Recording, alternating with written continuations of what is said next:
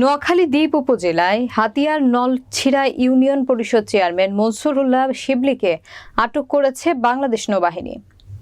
তার কাছ থেকে 279টি সিম কার্ড সহ 76টি মোবাইল ফোন জব্দ করা হয়েছে। বিস্তারিত থাকছে নোয়াখালী জেলা প্রতিনিধি বিল্লাল হোসেন নাইমের প্রতিবেদনে।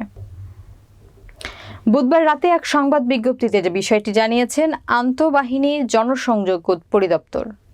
সংবাদ বিজ্ঞপ্তিতে বলা হয়েছে, গোপন সংবাদের ভিত্তিতে হাতিয়া পৌরসভার ওচখালী বাজার পৌর সুপার মার্কেট এলাকায় অভিযান চালিয়ে ইউনিয়ন পরিষদ চেয়ারম্যান মনসুর উল্লাহ শিবলীকে আটক করা হয়। তার নিজ বাড়িতে অভিযান চালিয়ে 279টি সিম কার্ড সহ 76টি মোবাইল ফোন জব্দ করা হয়।